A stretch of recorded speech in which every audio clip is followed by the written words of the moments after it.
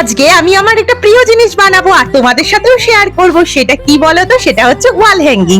অনেকদিন আগে আমি প্রচুর ওয়াল হ্যাঙ্গিং বানিয়েছিলাম, যখন আমি ভিডিও করতাম না।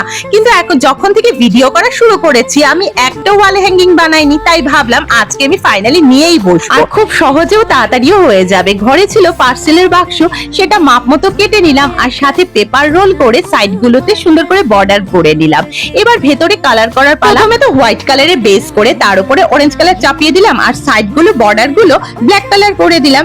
এবার মোল্ডেড ক্লে দিয়ে সানফ্লাওয়ার বানালাম। মোল্ডেড ক্লে দিয়ে আমি ফার্স্ট টাইম এই সানফ্লাওয়ার বানিয়েছি। এবার যারা যারা ঘর সাজাতে খুব ভালোবাসো তারা কিন্তু অবশ্যই এই ধরনের একটা ওয়াল হ্যাঙ্গিং ট্রাই করতেই পারো। সানফ্লাওয়ার গুলো বসিয়ে তার উপরে সুন্দর করে কালার করে দিলাম। এবার কালার করার পর দেখছি সাইড গুলো একটু ফাঁকা ফাঁকা লাগছে, তাই হোয়াইট কালার ডট ডট করে দিলাম আর কয়েকটা উল দিয়ে এরকম ঝুলকি করে দিলাম। এই যে কথা বলতে বলতে ওয়াল হ্যাঙ্গিং পুরো রেডি।